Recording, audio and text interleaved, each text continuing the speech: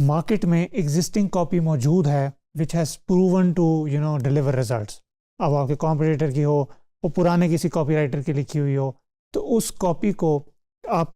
Understand करें, उसको dissect करें, उसको एनालाइज करने से आपको बहुत ज़्यादा फ़ायदा होता है। इसको आप डायसेक्शन या फॉरेंसिक एनालिसिस की टर्म इसके लिए यूज़ कर सकते हैं। इस पर्टिकुलर केस में आप ये देखते हैं कि what has proved delivered results in the past, और उसको इंस्टेड ऑफ यू री inventing the wheel and doing something from scratch, आप अपने उसी इंडस्ट्री में रिटन कॉपी को डायसेक्ट करते हैं, उसके स्ट्रक्चर को अंडरस्टैंड करते हैं, आप उसकी साइकोलॉजी को अंडरस्टैंड करते हैं, आप उसके परफॉर्मेंस को अंडरस्टैंड करते हैं कि वो क्यों परफॉर्म किया। सिर्फ सरफेस लेवल के नहीं, आप डीप जाते हैं और उससे आपको पता लगता है कि इस पर्टिकुलर मार्केट में ये पर्टिकुलर कॉपी इस वजह से कन्वर्ट किया है। तो if I right something similar, copy नहीं करना, उसको बिल्कुल आपने एग्जैक्टली अपने लिए अपनी तरह से नहीं बना लेना, something that is loosely based on what's already working, तो वो उससे आपको भी बहुत ज़्यादा फ़ायदा होता है। इनिशियली जब मैंने कॉपी राइटिंग स्टार्ट की थी तो मुझे कोई अंदाज़ा नहीं था कि ये कैसे किया जाता है।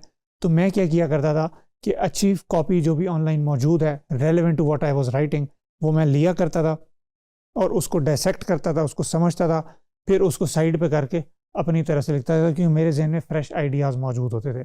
तो कॉपी राइटर का मकसद है कि इन जो एग्जिस्टिंग कॉपी को अगर वो एनालाइज कर रहा है तो उसमें वो पैटर्न्स ऑब्जर्व करे कि किस तरह से परसुएशन की जा रही है और किस तरह से कन्वर्जन को ड्राइव करवाया जा रहा है। सिमिलरली इस मेथड से आपको ये भी पता लगता है कि इसकी टोन क्या रही है, इंटेंट क्या रहा है, इसके पीछे क्या पेन पॉइंट्स टारगेट किए जा रहे हैं, ऑडियंस की क्या साइकोलॉजी पुश की जा रही है, और पर्टिकुलरली किस तरह का आप CTA दे रहे हैं उस पर्टिकुलर केस में। तो आप इस पर फेसबुक एड्स को भी बहुत अच्छा डायसेक्ट कर सकते हैं कि आप ये देख सकते हैं कि व्हाट हैज़, अगर एक आप एड लाइब्रेरी पे जाते हैं तो वहाँ पे कोई भी किसी का भी अगर आप ऐड खोलते हैं किसी का भी पेज का, तो वहाँ पे ना टाइम लिखा होता है कि ये किस दिन एक्टिव हुआ है।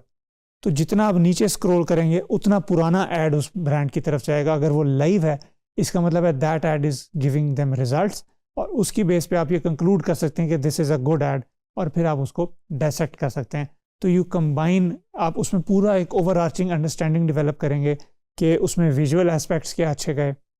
उसमें जो एक्चुअल कॉपी है वो डायसेक्ट करके देखेंगे कि जी पहले उसने अटेंशन ग्रैब कैसे की, फिर उसने पेन पॉइंट्स कैसे बताए, फिर उसने स्टोरी कैसे बताई, फिर उसने कन्विक्शन कैसे की, फिर उसने बेनिफिट्स कैसे बताए, फिर क्लोज कैसे किया। तो ये तमाम चीज़ें जब आपको अच्छी इन डेप्थ में अंडरस्टैंडिंग डेवलप हो जाएगी तो उससे आपको बहुत ज़्यादा फ़ायदा होगा। अब ये फेसबुक पे भी अप्लाई होती है। ये पुरानी कॉपी जो विनिंग कंट्रोल लिखा गया था,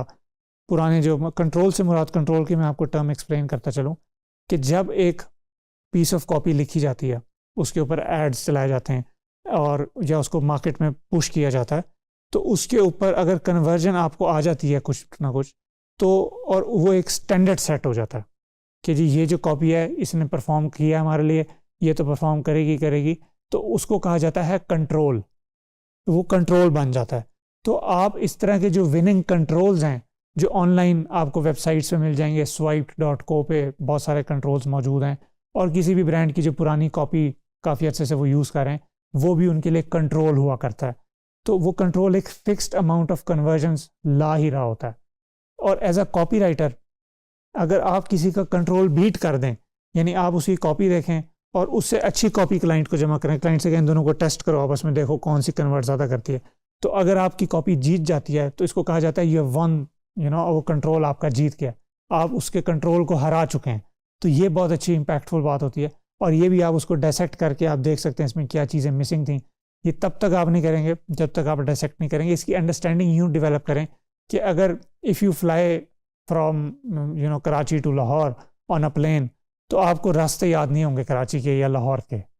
लेकिन अगर आप गाड़ी पे जाते हैं तो आपको रास्ते बेहतर याद होंगे। लेकिन अगर आप पैदल जाते हैं उन रास्तों पे, लाहौर के किसी शहर के रास्तों पे, तो आपको वो बहुत अच्छी तरह से याद हो जाता है कि भाई क्या तरीका था, क्या रास्ता था, किस तरह से कहाँ पहुँचना है। सिमिलरली जब आप कॉपी को डिटेल में डायसेक्ट करते हैं,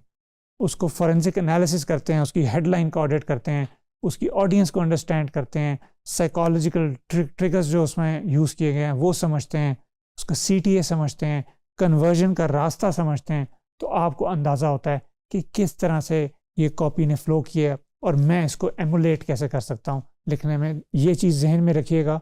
कि एनालिसिस करना, खुद से लिखना is a different thing, copy paste करना इज़ अ डिफरेंट थिंग।